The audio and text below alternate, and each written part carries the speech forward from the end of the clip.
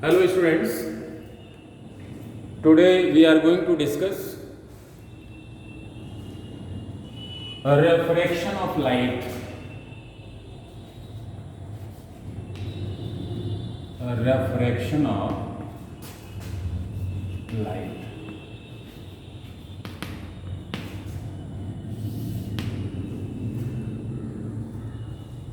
यदि हम कोई सोचें कि हमारे पास एक सरफेस है, ये ट्रांसपेरेंट सरफेस हो सकता है, ओपेक सरफेस हो सकता है, किसी तरह का कोई सरफेस हो सकता है, इसके ऊपर हम लाइट इंसिडेंट कर रहे हैं। होता क्या है? होता ये है कि यदि ये सरफेस ओपेक है तो एक बहुत बड़ा पोर्शन लाइट का रिटर्न बैक हो जाता है उसी मीडियम में जिस मीडियम से लाइट आती। लेकिन इसके साथ ही इस सरफेस पे डिपेंड करता है, इसका एक पार्ट इस सरफेस द्वारा एब्जॉर्ब कर लिया जाता है और रेस्ट ट्रांसमिट हो जाता है। ये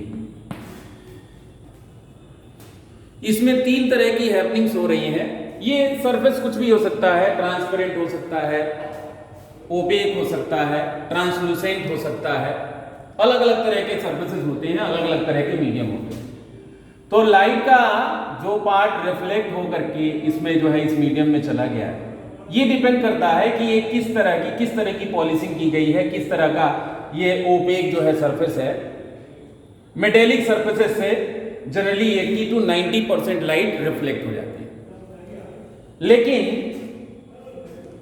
अगर कोई दूसरे तरह का मीडियम है, हम एज्यूम कर रहे हैं कि ट्रांसलूसेंट या ओपेक मटेरियल है, तो इसमें कुछ एब्जॉर्ब हो जाता है। और ट्रांसपेरेंट मीडियम है तो मेजर पार्ट जो है इस लाइट का, बहुत बड़ा पोर्शन लाइट का ट्रांसमिट हो जाता है। तो ये रिफ्लेक्शन कहलाता है। Bouncing back a portion of light into the same medium is called reflection of light. ये जो है जो कुछ पार्ट एब्जॉर्ब हो रहा है that is called absorption of light, और ये जो कुछ पार्ट निकल जा रहा है this is called transmission of light. Reflection, absorption and transmission.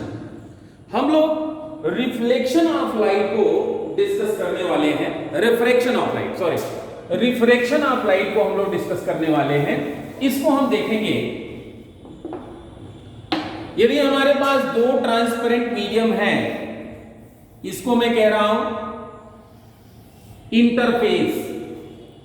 The surface which separate one medium to another medium is called interface. इसको हम इंटरफेस बोलते हैं। तो लाइट जब एक मीडियम से दूसरे मीडियम में आती है, लाइट जब एक मीडियम से दूसरे मीडियम में जाती है तो लाइट की स्पीड और इसका पाथ दोनों चेंज हो जाता है। ये डिपेंड कर रहा है कि ये किस मीडियम से किस मीडियम की तरफ लाइट जा रही है। In going from one transparent media to another transparent media, the path and speed of light get changed. This phenomena is called refraction of light. इसी phenomena को हम refraction of light कहते हैं। अब refraction of light में इस रे को हम इंसिडेंट रे कहते हैं। This is normal and this one is the angle of incidence. Similarly, this is the refracted ray and this one is the normal. This is called angle of refraction.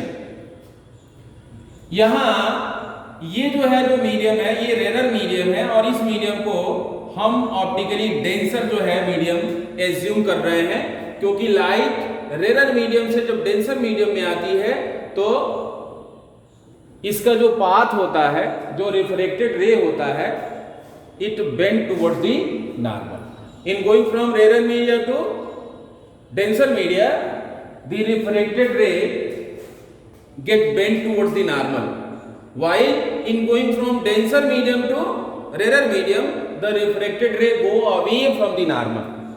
The refracted ray goes away from the normal while it passes from denser medium to rarer medium. तो इसको समझने के लिए जो कुछ laws बनाए गए हैं, they are called laws of refraction. Laws of refraction, laws of refraction क्या है? फर्स्ट लॉ है the incident ray, refracted ray and normal at the point of incidence. Incident ray, refracted ray and normal at the point of incidence all lie in the same plane.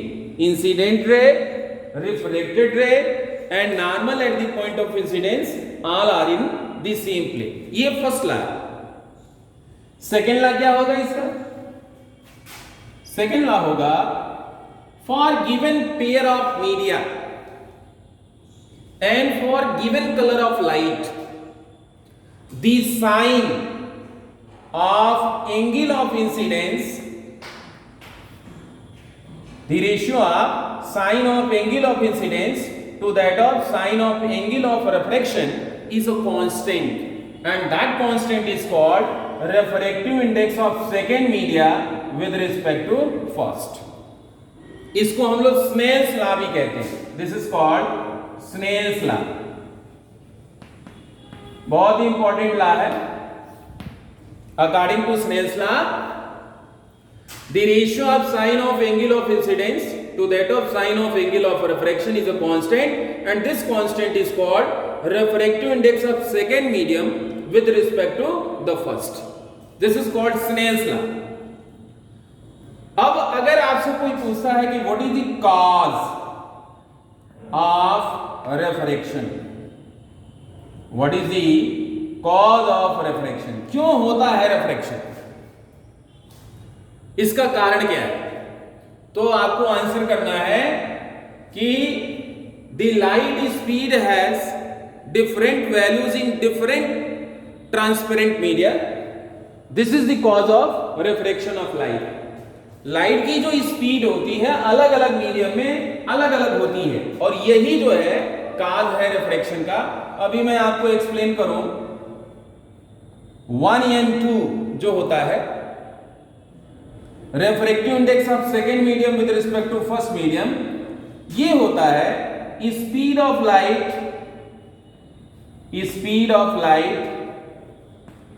In first medium divided by speed of light in second medium, speed of light in second medium. यानी हम कह सकते हैं कि जो refraction के लिए refractive index हम डिस्कस कर रहे हैं 1n2 की वैल्यू होती है v1 upon v2। 1n2 is equal to v1 upon v2। 1n2 is equal to v1 upon v2। Speed of light in first medium upon speed of light in second medium, और यही होता है sine I upon sine R. यहां से हम explain कर सकते हैं कि क्यों light rarer medium to denser medium जब जाती है, I am supposing this medium to be rarer and this one is denser, what will happen when the light goes from rarer medium to denser medium, what happens? This is the angle of incidence and this one is the angle of refraction.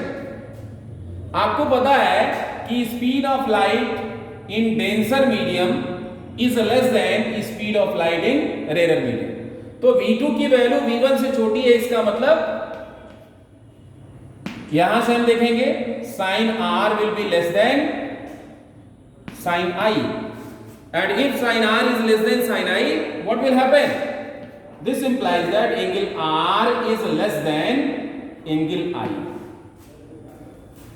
Angle of refraction is less than angle of incidence. इसका मतलब क्या हुआ? इसका मतलब ये हुआ कि जब light rarer medium to denser medium में जाएगी तो एंगल ऑफ रिफ्रैक्शन छोटा होने का मतलब रिफ्रैक्टेड रे बेंड टुवर्ड्स द नॉर्थ। अब इसका अपोजिट भी हम लोग ऐसे ही प्रूव कर सकते हैं। अगर light denser medium to rarer medium में जा रही है, देन व्हाट विल हैपन?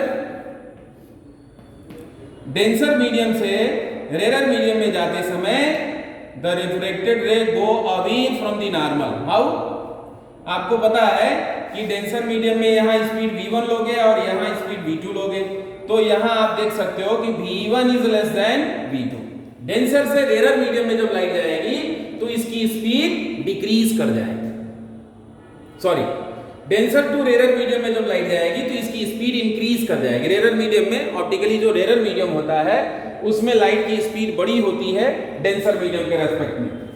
तो यहां से हम क्या कह सकते हैं, ये जो फार्मूला है V1 is less than V2, it means that sin I is less than sin R, और जब sin I की वैल्यू sin R से कम होती है इसका मतलब I less than I की वैल्यू R से छोटी हो जाएगी।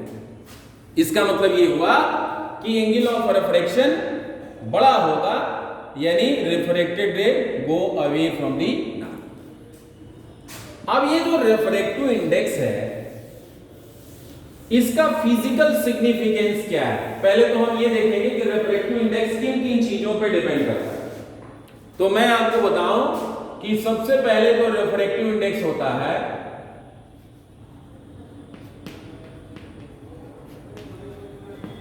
ये पहली चीज तो ये नेचर ऑफ द मीडियम पे डिपेंड करता है, नेचर ऑफ मटेरियल मीडियम जो मटेरियल मीडियम आपने लिया हुआ है उसके नेचर पे डिपेंड करता है। सेकेंड चीज है ये मीडियम के टेम्परेचर पे डिपेंड करता है, temperature of the medium temperature पे डिपेंड करता है। और तीसरी चीज वेवलेंथ ऑफ लाइट पे डिपेंड करता है, वेवलेंथ ऑफ लाइट, किस कलर की वेवलेंथ जो है, किस कलर की लाइट आप इंसिडेंट कर रहे हो उस मटेरियल मीडियम पे, इस बात पर भी ये डिपेंड करता है। तो ये इन सारी चीजों पे डिपेंड करता है, nature of the material medium, temperature of the medium and wavelength of light incident on that surface और ऑन दैट मीडियम। अब रिफ्रैक्टिव इंडेक्स का फिजिकल सिग्निफिकेंस क्या है, रिफ्रैक्टिव इंडेक्स का फिजिकल सिग्निफिकेंस क्या है, इसको समझने के लिए अभी हमने कहा था 1n2 is equal to V1 upon V2। अब हम पहला जो मीडियम है फर्स्ट मीडियम, इसको हम वैक्यूम एज्यूम कर रहे हैं, इसको वैक्यूम हमने एज्यूम कर लिया, फर्स्ट मीडियम इज वैक्यूम। तो इस केस में V1 is equal to light की स्पीड जो होगी फर्स्ट मीडियम में वो लाइट स्पीड के इक्वल हो जाएगी, एंड सेकेंड मीडियम वो मटेरियल मीडियम होगा जिसका रिफ्रैक्टिव इंडेक्स फाइंड करने जा रहा हूं, तो V2 इज इक्वल टू हम भी लिख लेंगे। इस केस में हम लिखेंगे n, क्योंकि 1 तो रहा नहीं, वैक्यूम है वो, तो 2 लिखने का कोई मतलब नहीं है। n इसको हम बोलते हैं absolute refractive index, absolute refractive index, absolute refractive index की वैल्यू हो जाएगी C अपान V, यानी किसी भी मीडियम का जो एब्सोल्यूट रिफ्रैक्टिव इंडेक्स होता है वो रेशियो होता है speed of light in vacuum to that of speed of light in that medium. यानी इससे आप कंक्लूजन ड्रा कर सकते हो कि V is equal to C upon N, यानी V is inversely proportional to N। Greater the refractive index of the medium, lesser will be the speed of light in that medium and vice versa. यानी अगर किसी material medium का refractive index बड़ा है, इसका मतलब समझना चाहिए उसमें लाइट की स्पीड जो होगी वो छोटी होगी, एंड वाइस वर्सा। आप ये भी कह सकते हो कि किसी भी मीडियम का अगर रिफ्रैक्टिव इंडेक्स हम जान रहे हैं तो हम ये बता सकते हैं कि लाइट उस मीडियम में जैसे ही इंटर करेगी उसकी स्पीड जो होगी वो वैक्यूम स्पीड का 1 अपान n टाइम्स हो जाएगा। यानी रिफ्रैक्टिव इंडेक्स ये बताता है कि लाइट जब उस मीडियम में आएगी तो वो वैक्यूम की स्पीड का कितना टाइम, किस फैक्टर से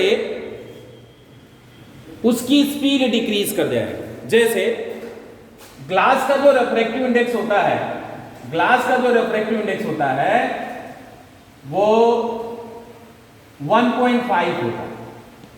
इसका मतलब क्या हुआ? इसका मतलब ये हुआ कि लाइट जैसे ही वैक्यूम से ग्लास में एंटर करेगी, उसकी जो स्पीड हो जाएगी वो c/1.5 हो जाएगी। उसकी स्पीड जो होगी वो c/1.5 हो जाएगी। इसका मतलब 3 × 10⁸ metre per second upon 1.5, that will be 2 × 10⁸ metre per second. यानी किसी भी मीडियम का जो रिफ्रैक्टिव इंडेक्स होता है वो ये बताता है कि लाइट की स्पीड उस मीडियम में वैक्यूम के रेस्पेक्ट में क्या होगी, वैक्यूम के रेस्पेक्ट में कितनी डिक्रीज कर जाएगी, ये हमें उस मीडियम के रिफ्रैक्टिव इंडेक्स से पता चलता है। दूसरी चीज ये भी है कि refractive index of a medium indicates the degree of bending of the refracted ray toward the normal when it enters from vacuum। यानी ये डिग्री ऑफ बेंडिंग को रिफ्लेक्ट करता है।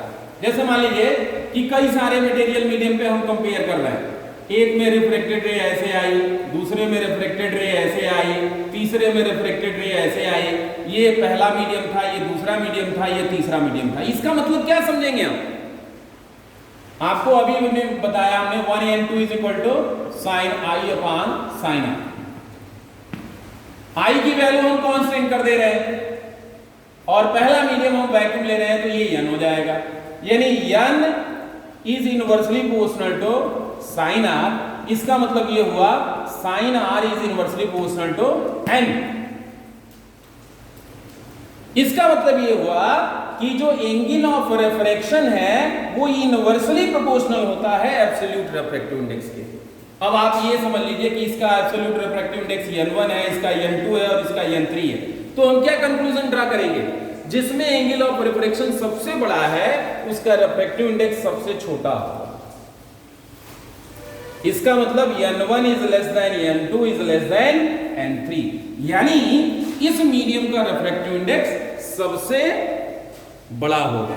और जो स्पीड ऑफ लाइट की बात करेंगे तो हम ये कह सकते हैं कि इस मीडियम में जो स्पीड ऑफ लाइट होगी वो v2 से बड़ी होगी और ये सबसे बड़ी होगी। यानी जो थर्ड मीडियम है उसमें लाइट की स्पीड मिनिमम होगी और जो फर्स्ट मीडियम है उसमें लाइट की स्पीड मैक्सिमम होगी। तो लाइट की स्पीड जो होती है वो एब्सोल्यूट रिफ्रैक्टिव इंडेक्स के इनवर्सली प्रोपोर्शनल होती है। लाइट की स्पीड जो होती है वो एब्सोल्यूट रिफ्रैक्टिव इंडेक्स के, बड़ा एब्सोल्यूट रिफ्रैक्टिव इंडेक्स है तो लाइट की स्पीड छोटी होगी और छोटा रिफ्रैक्टिव इंडेक्स है तो लाइट की स्पीड बड़ी होगी। तो इस तरह से हमने देखा कि जो एब्सोल्यूट रिफ्रैक्टिव इंडेक्स है इसका क्या मतलब है। sin r is inversely proportional to n। जिस मीडियम का रिफ्रैक्टिव इंडेक्स जितना ही बड़ा होगा उसमें एंगल ऑफ रिफ्रैक्शन उतना ही छोटा होगा। और एंगल ऑफ रिफ्रैक्शन हम कह रहे हैं कि थर्ड मीडियम में सबसे छोटा है, इसका मतलब इसका रिफ्रैक्टिव इंडेक्स सबसे बड़ा होगा। और जिसका रिफ्रैक्टिव इंडेक्स सबसे बड़ा होगा उसमें लाइट की स्पीड जो होगी वो सबसे छोटी होगी, तो थर्ड मीडियम में लाइट की स्पीड सबसे छोटी। और रिलेटिव रिफ्रैक्टिव इंडेक्स का मतलब क्या होता है? 1n2। इसका मतलब होता है कि सेकेंड मीडियम का फर्स्ट मीडियम के रेस्पेक्ट में रिफ्रैक्टिव इंडेक्स क्या है, और इसकी वैल्यू हम लोग फाइंड कर सकते हैं n2/n1 होती है, absolute refractive index of second upon absolute refractive index of first. अब हम लोग डिस्कस करते हैं principal of reversibility of light.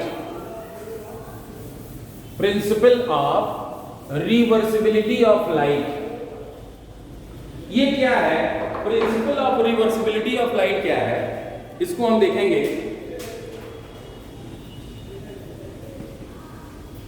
Principal of reversibility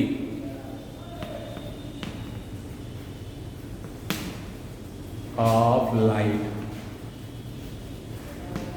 principal of reversibility of light after any number of reflections or refractions, after any number of reflections or refractions, if the light is backed, then it retraces its original path. हम assume कर रहे हैं कि this is the first medium and this one is the second medium. आपको समझने के लिए इसको हमने डेंसर मीडियम एज्यूम कर लिया, हम एज्यूम कर ले रहे हैं कोई लिक्विड और ये एयर। तो जाहिर तौर पे लाइट जब rarer medium to denser medium में लाइट जाएगी तो क्या होगा, एंगल ऑफ इंसिडेंस ये नॉर्मल की तरफ बेंड हो जाएगा। अब यहां हम क्या कर रहे हैं, इसको बैक करना है। हमने एक प्लेन मिरर इसके 90 डिग्री पे रख दिया। तो जब प्लेन मिरर इसके 90 डिग्री पे रखोगे तो एंगल ऑफ इंसिडेंस और एंगल ऑफ रिफ्लेक्शन दोनों जो है 0 डिग्री हो जाएगा, यानी एज सच ये बाउंस बैक कर देगा। और जैसे ही ये लाइट ऐसे जाएगी तो प्रिंसिपल ऑफ रिवर्सिबिलिटी कहता है कि इसी पाथ को, सेम पाथ को रिपीट करते हुए ये रिटर्न बैक हो जाएगी। It retraces back to the same path. एक बार और हम इसको डिस्कस कर रहे हैं। According to principle of reversibility of light, after any number of reflections और refractions, if the path of light is backed, the path of light is backed, then or the light is backed, then the reflected light retraces its original path। ये जो है अपने original path को फिर से retrace करेगी। अब इसको जो है हम देखते हैं, light is going from first medium to second medium, so using Snell's law what you can write, you can write this is sin I upon sin I upon sin. Again, in this case, the light is going from first media to second. Now come to second to first. ये bounce back जब हुआ है, back आपने किया है, तो अब जो है लाइट सेकेंड मीडियम से फर्स्ट मीडियम में जा रही है। 2n1 is equal to what? It will be sin R upon sin I. यहां एंगल ऑफ इंसिडेंस R हो जाएगा, सेकेंड मीडिया से फर्स्ट मीडिया में जाए। अब मल्टीप्लाई कर लीजिए। Now 1n2 into 2n1 is equal to sin I upon sin R, sin I upon sin R multi sin R upon sin I। ये दोनों कैंसिल हो जाएंगे और रिजल्ट क्या हो जाएगा, 1।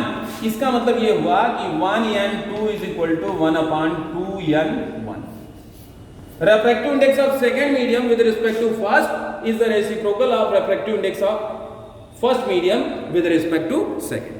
ये principal of reversibility of light है। इसको हम लोग मोर देन 2 ट्रांसपेरेंट मीडियम के लिए भी यूज कर सकते हैं। कैसे? हम लोग 3 मीडियम ले रहे हैं, air, water and glass. Air, water and glass. यहां पे हमने ये एयर ले लिया, ये वाटर ले लिया और थर्ड मीडियम जो है हमने ग्लास ले लिया। अब लाइट को हम ऐसे इंसिडेंट कर रहे हैं, ये नॉर्मल हो सकता है। After reflection what will happen, the refracted रे bend toward the normal, this is the angle of incidence and this one is the angle of refraction. अब क्या होगा, this one is glass. Glass जो होता है, वाटर का जो refractive index होता है वो 1.33 होता है और ग्लास का रिफ्रैक्टिव इंडेक्स 1.5 होता है। यानी ग्लास जो है वाटर के रेस्पेक्ट में डेंसर है, तो रिफ्रैक्टेड रे बेंड टुवर्ड द नॉर्मल। अब यहाँ पे लाइट डेंसर मीडियम को रेरर मीडियम में जा रहा है। एक चीज और ध्यान देना होगा, अगर ये इंटरफेसेस एक दूसरे के पैरेलल हैं और ये एयर से लाइट आ रही है और एयर में ही इमर्जेंट हो रही है, तो जो ट्रांसमिटेड रे होगी वो इंसिडेंट रे के पैरेलल हो जाएगी। हालांकि लेटरल डिस्प्लेसमेंट होगा, लेटरल शिफ्ट होगा, लेकिन ये दोनों इंसिडेंट रे और emergent ray both are parallel to each other. ये एंगल ऑफ इमर्जेंस है, इसको हम आई के इक्वल भी लिखेंगे। ये एंगल आर है तो ये भी क्या होगा आर, और ये आर डैश हम एज्यूम कर रहे हैं, तो यहाँ पे ये एंगल भी आर डैश है। अब जरा हम स्नेल्स लॉ यूज करते हैं। सबसे पहले हम यूज करेंगे air to water. Light is going from air to water. Now what will happen? Light is going from air to water, so it will be E and W is equal to sin I upon sin R. Now light is going from water to glass. Water to glass. In this case, what will happen? W and G is equal to sin R upon sin R dash. And lastly, the light is going from glass to air. Glass to air. Glass to air. Now what will happen? G and A, and that will be equal to sin R dash upon sin I. Lastly, we can multiply A and W to W and G to G and A, and after multiplying, what you may write? A and W into W and G into Z and A. This will be equal to sin I upon sin R multi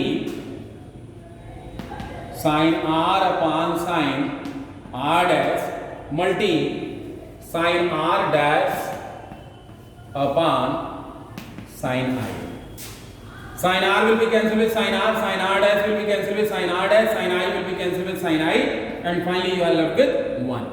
It means that W and G is equal to 1 upon A and W multi G and A. G and A. And this can be very easily written as